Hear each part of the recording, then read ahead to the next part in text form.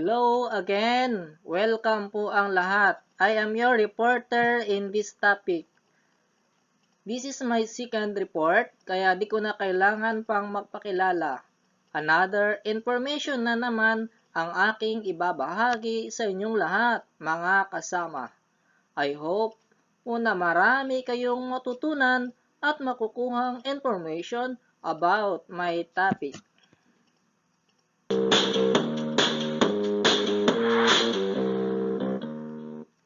Since this is a whole chapter, mahaba, di ba? But no need to worry dahil pinaikli ko na lamang ang ating discussion para di tayo masyadong magastos sa pag-upload or pag-download ng ating video lesson. Again, enjoy watching.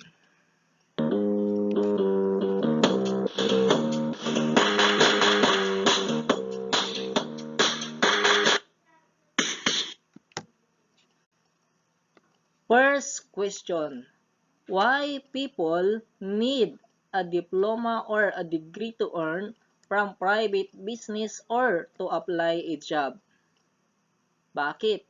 Because it is really needed. As of now, especially when you seeking or applying a job, hinahanap ang diploma or kung anong degree ang iyong natapos. It is relevant to your job. Is it important if your degree relevant or related doon sa trabahong iyong papasukan? Mas mabilis makapasok sa trabaho when you have a diploma.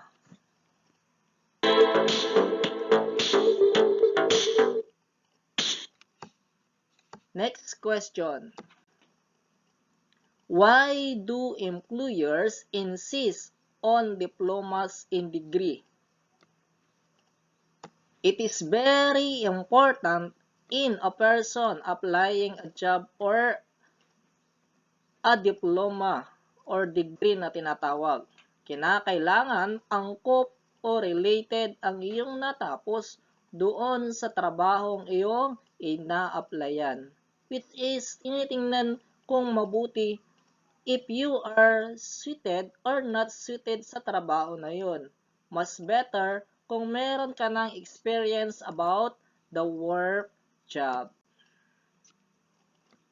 Okay, now, let us discuss first about the 1987 Philippine Constitution. Our Constitution provides the legal basis of education. The Department of Education or DepEd, it is the principal agency of the Philippine government that is responsible for education and manpower development. Okay, based on Article 14, Section 1, it is about the state shall protect and promote the right of all citizens to quality education at all levels and shall take appropriate steps to make such education accessible to all. While all citizens have a right to quality education. Lahat tayo merong karapatan para makapag-aral, para matuto upang makamit o magkaroon ng tinatawag na quality education kung saan it is accessible to all. Dito naman tayo sa Article 14, Section 2. Ayan, nakalagay. 1987 Philippine Constitutions, nakasaad po dito, the establishment and maintenance of a complete, adequate, and integrated system of education relevant to the needs of the people and society. Or we can say that the main hope of a nation lies in the proper education of its youth. Sinasabi dito na ang system of education is relevant to the needs of the people and society. nagkaroon ng tinatawag na knowledge, skills, and the values. It is also included in the 1987 Philippine Constitution, the free basic education scholarship grants and incentives. Other inclusion of the study of this Constitution, the inculcation of patriotism and nationalism, love of humanity, respect for human rights, appreciation of the role of national heroes, and the historical development of the country. Teach the duties of citizenship and the curriculum. Now, what is Education Act of 1982? What is Education Act of 1982? Ano kaya ito?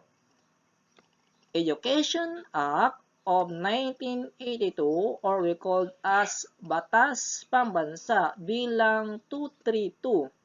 It is an act providing for the establishment and maintenance of an integrated system of education. It is also applies to both public and private schools and all levels of the entire educational system. Ang Education Act of 1982 ay mayroong tinatawag na goal at aim. Unahin muna natin ang goal. Okay, dito tayo sa goal. First, what is the main goal of Education Act of 1982?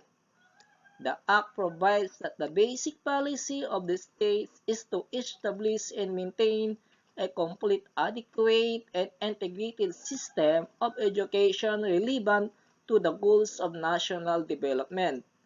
Main goal lamang ang ating i-discuss. Okay. The first one, A, stands for achieve and maintain an accelerating rate of economic development and social progress. Ano pa? Another A stands for assure. It is assure the maximum participation of all people in the attainment and enjoyment of such growth. Meron pa ba? Another S stands for strength. It is strengthen the national unity and consciousness and preserve, develop and promote desirable cultural, moral, and spiritual values in a changing world. That is the main selected goal of Education Act of 1982. Achieve, assure, and strength. Pupunta na tayo sa aim. Okay, sa aim, first is P, stands for provide. It is provide for a broad general education that will assist each individual in the peculiar ecology of his own society. Ano pa? A, another A stands for attain. It is to attain his her potential as human being. E stands for enhance. It is to enhance the range and quality of individual and group participation in the basic functions of society. Meron pa. Another A stands for acquire. It is to acquire essential educational foundation of his own development into a productive and versatile citizen. Meron pa ba? T stands for train. It is to train the nation's manpower in the middle-level skills required for national development. D stands for develop.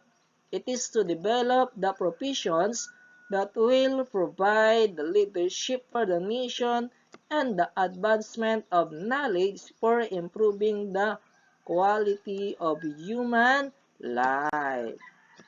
And the last aim, R, stands for respond. It is to respond effectively to changing needs and conditions of the nations through a system of educational planning and evaluation. Tandaan nyo ha, nakalagay dyan ang aim, provide, attain, enhance, acquire, train, develop, and respond.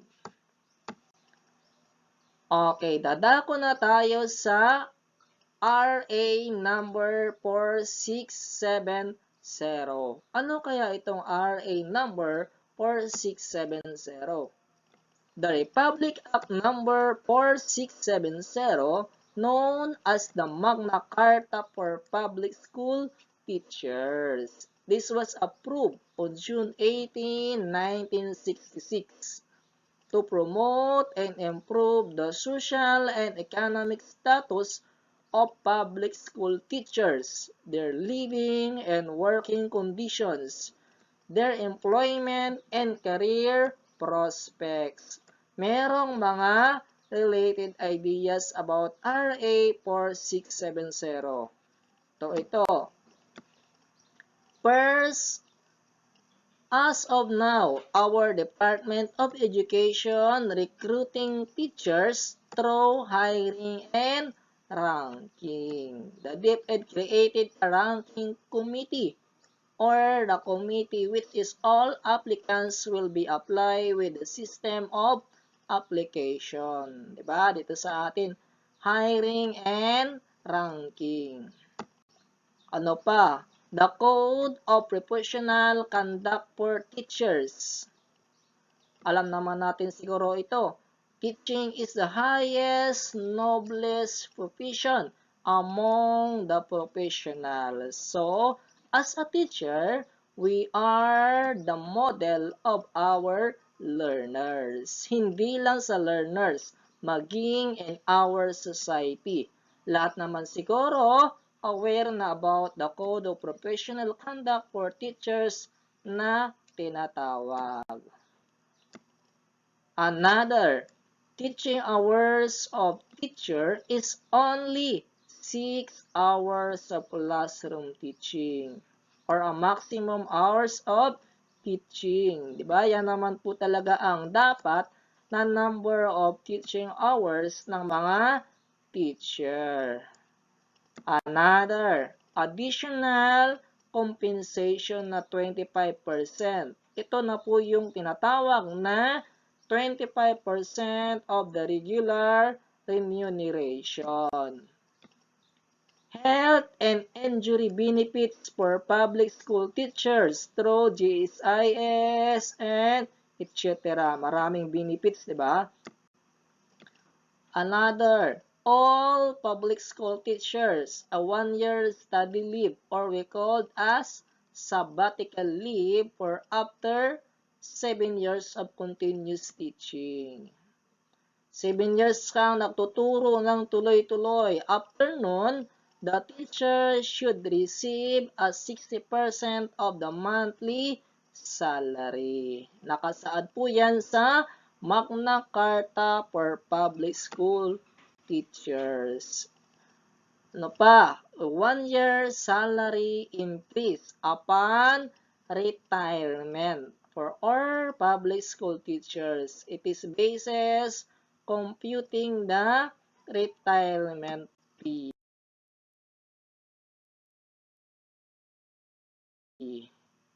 Okay, dito na tayo sa sunod.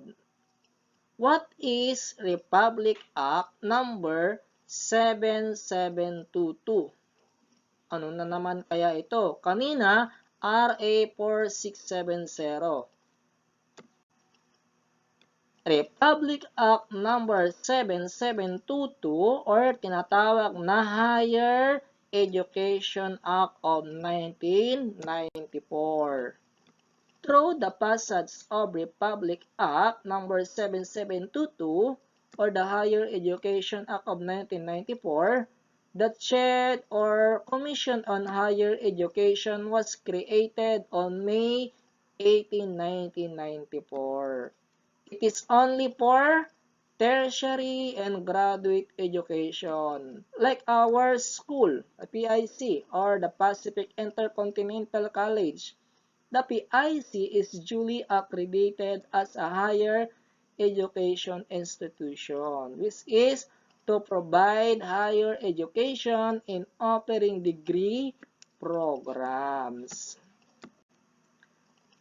Another Republic Act number 9155. Puro na lang Republic Act. Ano naman kaya ito? In August 2001, Republic Act number 9155 or otherwise called the Governance of Basic Education Act.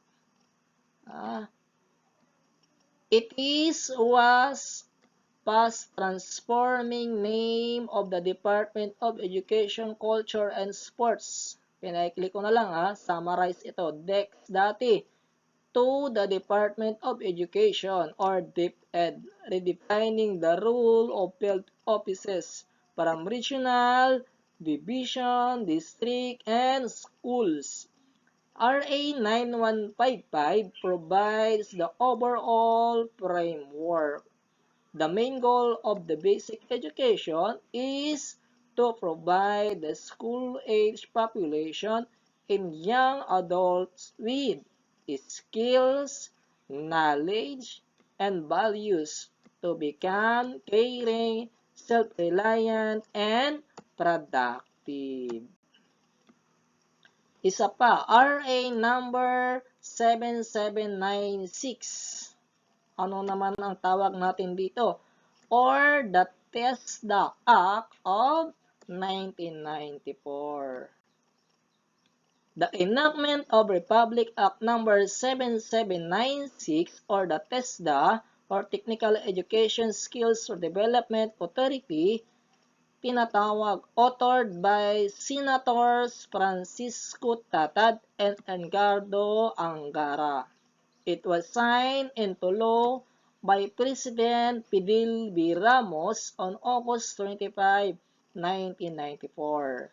The Act's objective was to provide relevant and quality technical education and that is accessible to all. To create the agency that will manage technical education and skills development in the Philippines.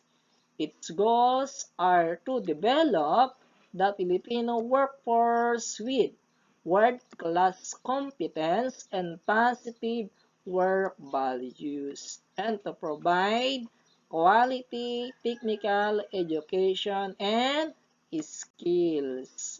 Okay, dito na tayo sa K-12 or K-12 Basic Education Program. Covers kindergarten and 12 years of basic education. 6 years from primary, 4 years junior high school, and 2 years senior high school. Its goal are to provide sufficient time for mastery of concepts and skills, develop lifelong learners, and prepare graduates for tertiary education, mid-level skills development, employment, and entrepreneurship. Okay, kindergarten.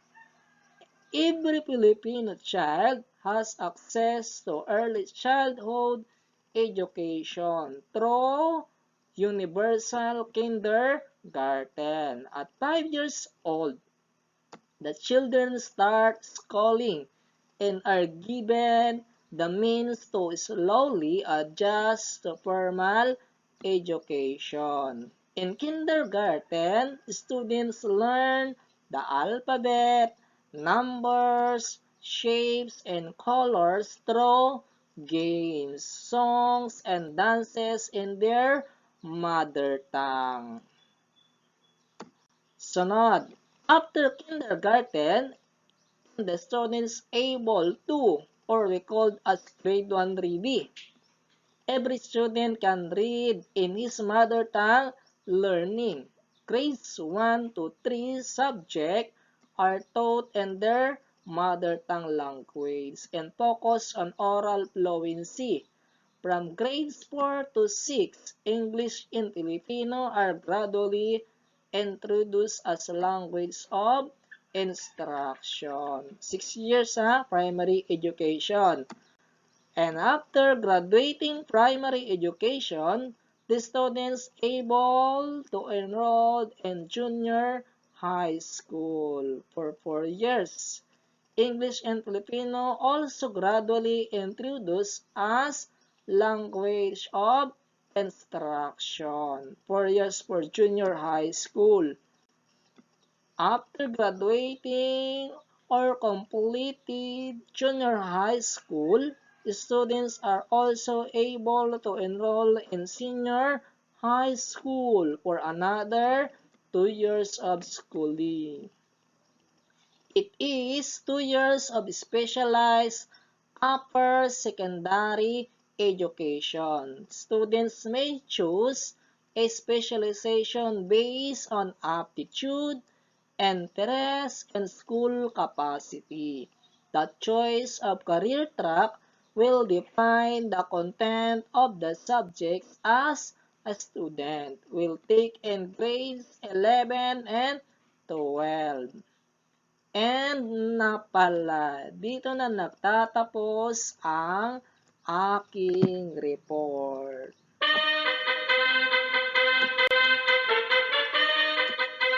Dito na pala.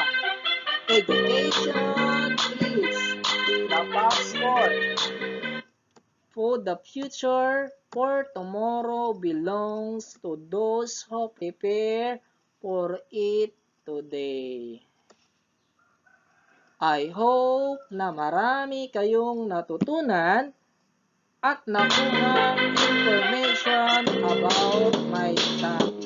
Sa mga katanungan, comments, suggestions, free po, contact lang po sa akin. Paalala lang, walang mapopost sa social media na di natin ikabubuti. Kung meron man kayong nais parating, dahil po sa akin. Hanggang sa muli.